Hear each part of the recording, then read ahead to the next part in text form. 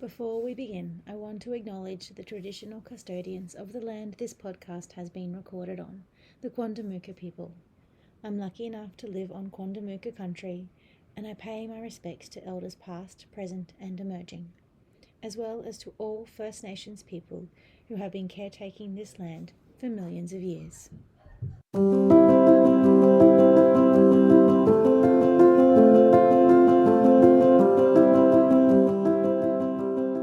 Hello, and welcome to the Well Business Podcast for our Monday check-in number 3. How have you gone? Are we spending 5 minutes a day looking at the sky or the trees? Did you give box breathing a go? I'd love to hear how it's working for you. Please feel free to jump on my socials or find my email on my website. It's pretty easy to find. Please let me know how you're going. I would love any and all feedback. I'd love to hear from you. This week, I'm going to do something a little bit different. This one's a little bit more proactive, and it's definitely a bit more mindset related. I have been exploring the idea of imposter syndrome for a while now, and maybe it's actually a little bit of BS that has been made to keep people in their place. I know it's a term that has caught on because we all feel it. Literally, all of us feel it. And it's an easy word to describe when we are doubting ourselves. If we can do this, achieve what we want to, become what we want to, finish a project, just anything where we feel out of our depth. We've been describing it as imposter syndrome. And I know I felt it a lot, every day.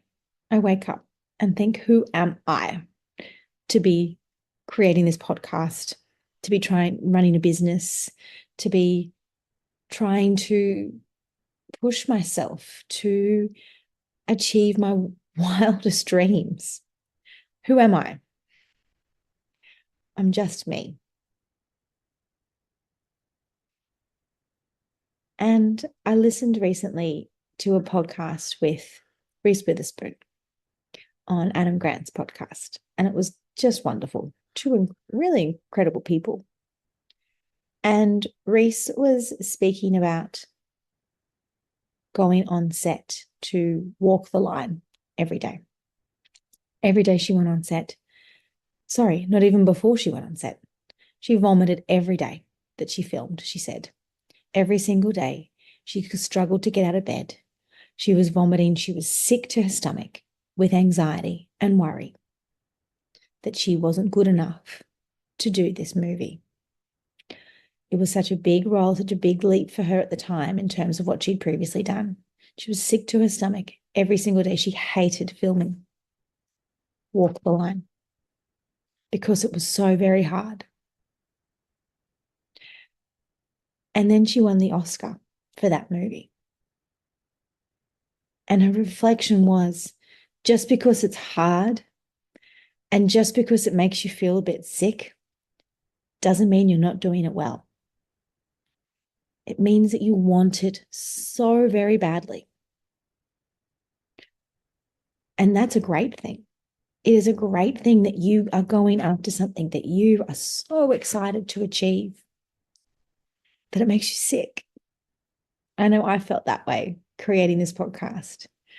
Every interview, every session, I just feel sick because I really want this to be something that works for people.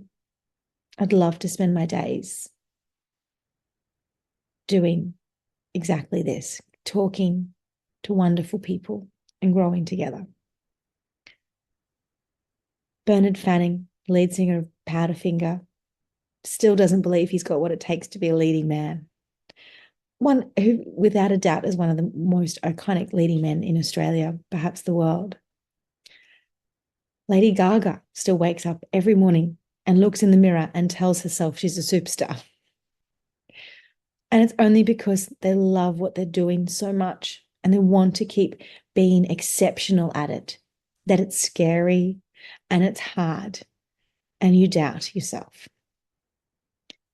So next time you're feeling the doubt, your task for this week is when you're doubting yourself, just realize the doubt is only there because this is something that you really want. This is something that you have decided is important to you and you want to do good at it. And that is a great thing. So embrace that doubt and use it to help make you better at what you're doing, to produce a better outcome, to produce a better product. Use it to lighten your headspace so that you can achieve the creativity or the productivity that you need to get this important thing done.